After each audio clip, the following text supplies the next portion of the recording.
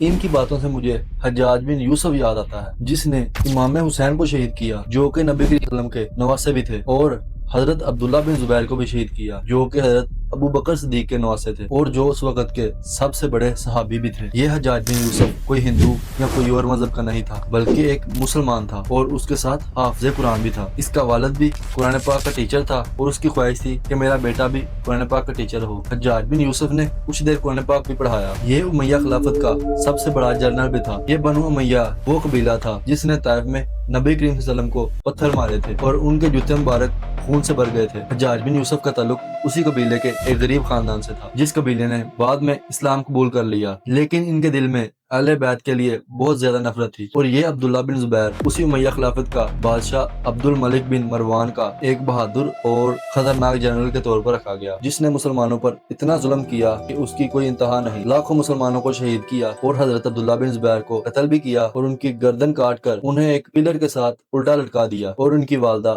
حضرت اسما رضی اللہ تعالیٰ عنہ کو بھی شہید کیا جو کہ حضرت ابو بکر صدیق کی بیٹی تھی۔ اور صرف یہی نہیں رکا، اس نے خانہ کعبہ پر حملہ بھی کیا، وہ بھی توپوں سے، اور ایک پتھر خانہ کعبہ کو بھی جا کر لگا، جس کی وجہ سے خانہ کعبہ کی دیواریں گر گئیں، جس کے بعد آسمان گرج اٹھا اور اس کے سارے سپاہی ڈر گئے اور وہ توپوں سے پیچھے ہٹ گئے۔ لیکن حجاج بن یوسف نے کہا کہ اللہ ہمارے ساتھ ہے اور ہم حق پر ہیں، اللہ ہم سے خوش ہو رہا ہے، اس لیے بجلی گرج رہی ہے۔ اور یہ خود اٹھا اور اس نے پتھر توپ میں ڈالے اور پھر خانہ کعبہ پر حملہ شروع کر دیا۔ یہ ہر بار مسلمانوں کو شہید کرتا اور کہتا یہ لوگ کافر ہیں اور ہم حق پر ہیں، اللہ ہمارے ساتھ ہے۔ اور آج کل یہی حال ہمارے جنرلز کا بھی ہے، جو کہ مسلمانوں پر گولیاں چلاتے ہیں اور بعد میں کہتے ہیں کہ اللہ ہمارے ساتھ ہے، ہم حق پر ہیں۔ آپ کا بہت بہت شکریہ، ملتے ہیں اگلی ویڈیو میں۔